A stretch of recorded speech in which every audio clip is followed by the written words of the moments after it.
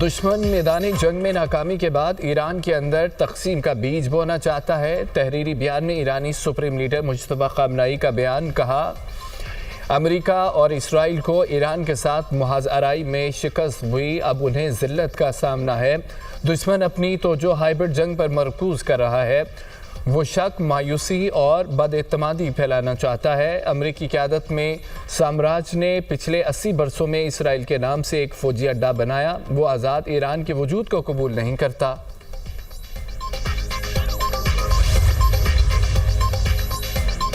امریکی صدر ٹرمپ دباؤ ڈال رہے ہیں کہ ہم ان کی شرائط مانیں اور اپنی شرائط مبہم رکھیں۔ ایرانی سپریم لیڈر کے مشیر محسن رضائی کا بیان، کہتے ہیں کہ موجودہ مسودے کے ابہام ہیں جن کی وضاحت ضروری ہے۔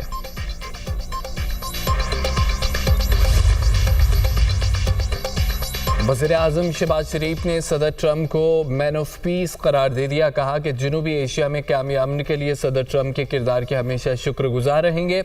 پاکستان امریکہ اور ایران کے درمیان مخلص ثالث کا کردار ادا کر رہا ہے، اعتماد کے اظہار پر امریکہ اور ایران کے شکر گزار ہیں۔ اسلام آباد میں امریکہ کی آزادی کے موقع پر تقریب سے خطاب کرتے ہوئے وزیر اعظم نے کہا، فیلڈ مارشل سید عاصم منیر کی انتک کوششوں کو بھی سراہتے ہیں۔ فیلڈ مارشل علاقائی امن و استحکام کے لیے کوششیں کر رہے ہیں، دعا گو ہیں جلد خطے میں پائیدار امن قائم ہو۔ صدر ٹرمپ کی بروقت مداخلت سے پاکستان اور بھارت کے درمیان جنگ بندی ممکن ہوئی۔ صدر ڈونلڈ ٹرمپ کو ہمیشہ ایک امن کے داعی کے طور پر یاد رکھا جائے گا۔ نیٹلی بیکر نے پاکستان میں امریکہ کی بہترین نمائندہ کے طور پر کام کیا۔ نیٹلی بیکر نے فعال سفارتکاری سے دونوں ملکوں کو مزید قریب لانے میں اہم کردار ادا کیا۔ پاکستان اور امریکہ کا تعلق دہائیوں پر محیط ہے، انسداد دہشت گردی، تجارت، سرمایہ کاری کے شعبے میں بہترین تعلقات ہیں۔ پاکستان دنیا کی بڑی فری لانس افرادی قوت رکھتا ہے۔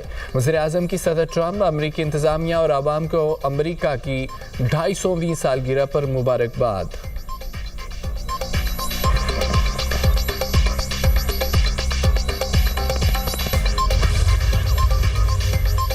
پاکستان بڑا خود مختار ملک ہے، کسی کا تابع نہیں۔ روسی صدر نے بھارت کے گودی میڈیا کو کھری کھری سنا دی، کہا کہ یہ کہنا غلط ہے، پاکستان چین کے زیر اثر ہے۔ پاکستان بڑا ملک ہے، اس کے مختلف ملکوں کے ساتھ تعلقات ہیں۔ پاکستان اور چین میں تعاون انتہائی اہم ہے۔ چین کے ساتھ تو ہر ملک ہی تعلقات بڑھا رہا ہے۔ امید ہے امریکہ اور ایران کسی سمجھوتے پر پہنچ جائیں گے۔ روس بھی امریکہ ایران معاہدہ چاہتا ہے۔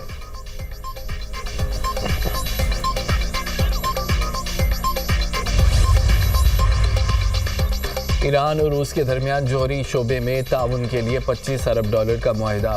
ایرانی سفیر کا کہنا ہے کہ روس کے ساتھ بڑے جوہری منصوبے پر تعاون بڑھ رہا ہے۔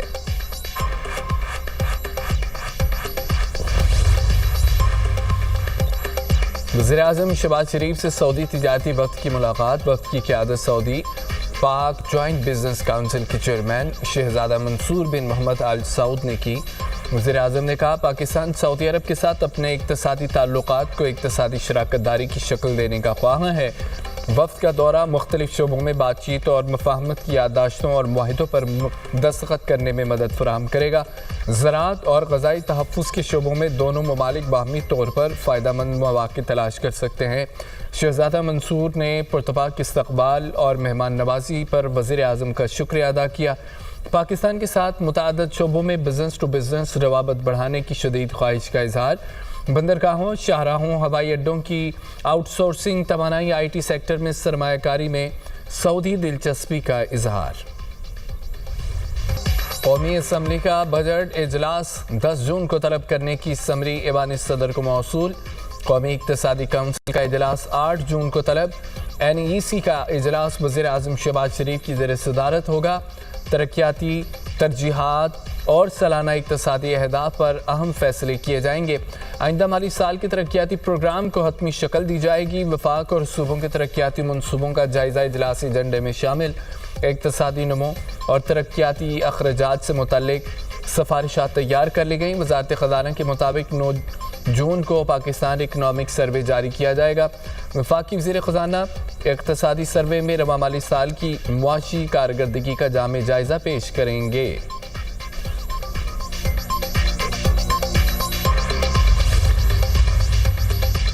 بلاول بھٹو کا گلگت بلتستان الیکشن جیت کر حق ملکیت پر قانون سازی کا اعلان۔ غدر میں جلسے سے خطاب کرتے ہوئے کہا، حق ملکیت پر عمل درآمد کرانے کے لیے بھاری مینڈیٹ چاہیے تاکہ اسلام آباد جا کر کہوں کہ کوئی اور صوبہ بنانے سے پہلے گلگت بلتستان کی آواز سنی جائے۔ الیکشن جیت کر آئین کا تحفظ یقینی بنائیں گے۔ 18ویں ترمیم کے تحت ہم نے گلگت بلتستان کو حقوق دلوانے ہیں۔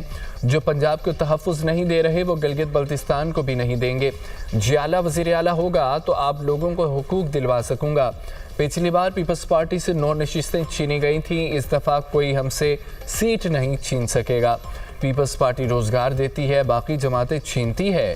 نون لیگ وفاقی اداروں میں دھڑا دھڑ لوگوں کو بے روزگار کر رہی ہے، پی ٹی آئی بھی لوگوں کو بے روزگار کر رہی ہے۔ گلگت بلتستان میں ہاؤسنگ منصوبہ شروع کریں گے، بی آئی ایس پی کے فنڈز میں اضافہ کریں گے، گلگت بلتستان میں مفت علاج کے لیے اسپتال بنائیں گے۔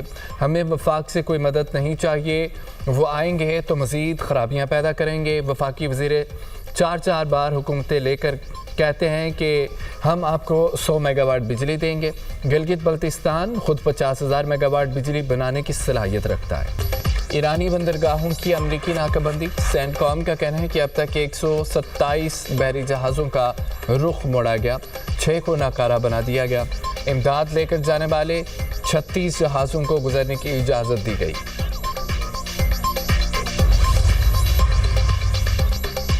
جنگ بندی کے باوجود اسرائیلی فورسز کے جنوبی لبنان میں حملے، اقوام متحدہ امن مشن کے اہلکار سمیت 8 افراد زندگی کی بازی ہار گئے، کئی زخمی۔ جنوبی لبنان میں مارٹر گولہ گرنے سے اقوام متحدہ امن مشن کا اہلکار ہلاک۔ وادی بقا میں 3 افراد شہید، اسرائیلی فوج کے گاڑی اور موٹر سائیکل پر حملے میں 1 شہری شہید، کئی زخمی ہو گئے۔ حزب اللہ نے اسرائیلی فوجیوں پر راکٹ برسا دیے۔ بیوفورٹ قلعے کے قریب اسرائیلی فوجی دستوں پر ڈرون حملے میں اسرائیلی میجر جنرل کی گاڑی تباہ۔ میجر جنرل رافی میلیو کچھ دیر پہلے گاڑی سے نکلا تھا۔ جنوبی لبنان میں حزب اللہ کے میزائل حملے میں 1 اسرائیلی فوجی ہلاک، اسرائیلی فوج کی تصدیق۔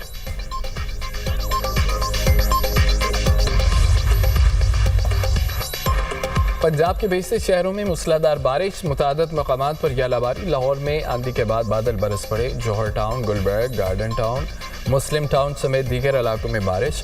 گرمی کا زور ٹوٹیا، گجرانوالہ، شیخوپورہ، چنیوٹ، پالیا سمیت دیگر شہروں میں تیز ہوائوں کے ساتھ بادل جم کر برسے۔ اسلام آباد اور راولپنڈی میں بارش کے باعث پانی جمع۔ خیبر پختونخوا کے متعدد علاقوں میں موسلادھار بارش۔ کرم میں آسمانی بجلی گرنے سے 3 افراد جاں بحق، 1 زخمی ہو گیا۔ ہنگو اور ہری پور میں بھی گرج چمک کے ساتھ برسات۔ آزاد کشمیر کے مختلف علاقوں میں بھی بادل برس پڑے۔